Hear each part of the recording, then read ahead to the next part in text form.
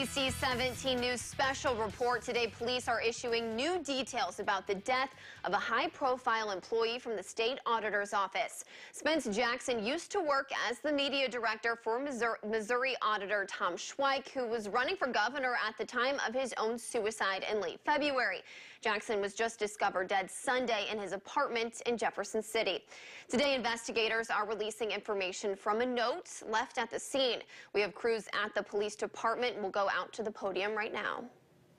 As you're all aware, we were dispatched on Sunday, March 29th, just after 7 o'clock to a check well-being call to a residence in 900 block of Southwest Boulevard. That residence is Spence Jackson's residence. The call came from his mother, who said that she could not reach him and asked for police assistance in doing so. When we arrived, we were unable to reach anybody within the residence, and an apartment complex manager was able to provide us a key, which time our officers entered the residence and found Mr. Jackson deceased in his bedroom.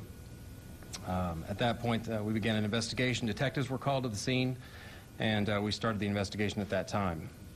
I won't reiterate the specifics of all that, what we discussed yesterday, but I will talk about why we're here today. To start off and remind everybody, this is an open investigation. Our detectives are very diligently working to ensure they complete an accurate and complete investigation. There are, of course, some things that I cannot and will not discuss due to the open investigation status and, of course, out of respect for the family of Spence Jackson, who are certainly grieving in the wake of this tragedy. As I mentioned yesterday, our hearts go out to the family of Mr. Jackson, as this is certainly a very difficult time for them. We have been in constant contact with his family, and as a matter of fact, that's one of the reasons we're holding this press conference today. We understand the media's desire to know the contents of the letter. This interest is based on what is certainly speculative from a variety of alleged sources.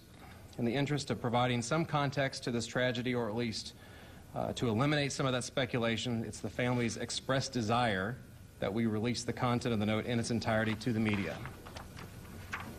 The note reads as follows, and I will not provide copies of the note, photographs of the note. I've written what it says, and I will provide it verbally to you. It reads as follows. Top, it is dated 3-27-15. It says, "I'm so sorry. I just can't take being unemployed again." That is the note. That is the note in its entirety. Again, I will not provide a copy of that note, no pictures of the note, and that's all that's contained within the note itself. It is handwritten in ink. There's a pen line inside the note where it was found in the living room table, same color of ink that the note was written in. The date of the letter itself would coincide with the preliminary findings of the medical examiner's office that estimates the time of death on Friday afternoon or evening. In addition, the preliminary findings also indicate the manner of death was a single gunshot wound to the head. A .357 Magnum revolver with one spent casing contained in the cylinder was located at the scene. The gun was fully loaded. Specifically, it was located on the bed next to Mr. Jackson, and one single round was recovered within the residence as well. We will conduct ballistics tests and other various tests to determine DNA and gunshot residue. But we do not have those results at this time. I would also remind you that toxicology results from a medical examiner's office tend to take many weeks to get back. So obviously we do not have those either. We are investigating this case as a suicide. There's no reason or evidence to date that would indicate anything at all to the contrary. I would also reiterate that these situations may sometimes never be fully explained, although there may be many circumstances no one will ever know, understand, that could have contributed to Mr. Jackson taking his own life. The Jefferson City Police Department will continue to investigate all possible leads to gather the facts that may help in answering that question, but again, there are no guarantees. I assure the public we will continue, as we have, to do everything in our power to investigate this case with integrity and out of respect for Mr. Jackson's family. We have worked very closely with the State Auditor's Office, who have been very cooperative with our detectives in providing information and other items of evidentiary value in our effort to retrace Mr. Jackson's days prior to his death. I will not go into that information, but only say it corroborates the information that we have gathered to date. To clarify, Mr. Jackson did report to work on Friday for a partial day. I think there were agencies that reported he took a sick day on Friday. That is not true. He did report to work on Friday for a partial day, but he did take the day off the day prior on Thursday. He was, in fact, in his office on Friday, as he was seen by many of his coworkers, but left at noon presumably for a lunch break, and he did not return to the office. We've spoken to those that were there and who talked with him, and they reported no behavior out of the ordinary. It is our understanding he was very well liked by the staff at the auditor's office, and we appreciate their cooperation and assistance during this time.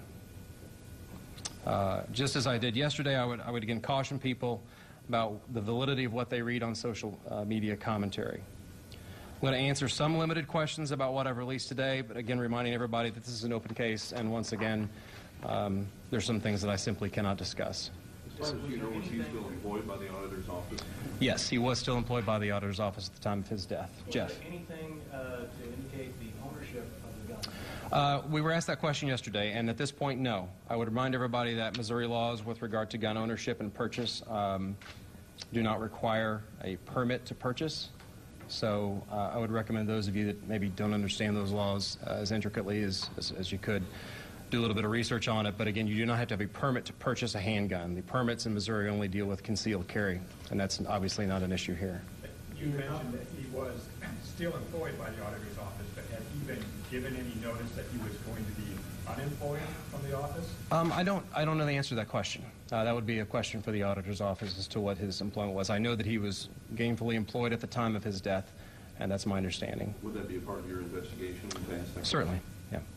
Have you had any conversations with the police in Clayton, and have you been able to glean anything from those conversations about the relation this has to Mr. Schweik's death? We have discussed, obviously when it took place, we understood the issue with Mr. Schweik and his suicide.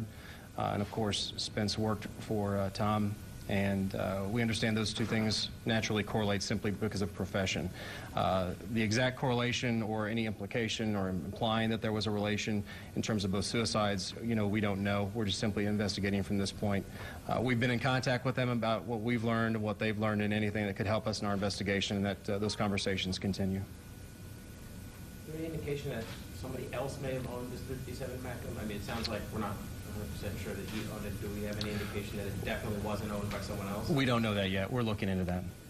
What kind of coordination are you guys doing with Clayton? Are you guys going over the same questions? And walk me through the process of what you guys are doing. I'm sorry, our discussion with Clayton? Clayton, please.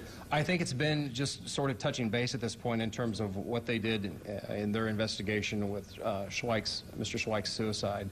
I don't know that there's any correlation at all necessarily to our case, but we've not completed our investigation, so everything's open at this point in terms of what our detectives are looking into in their conversations. So I don't want to get into particulars of what we're talking to them about, but I will say certainly we're keeping our options open as to any information we can get from them. You said that the family wanted the release of this note. Was that just the mother or others in the family?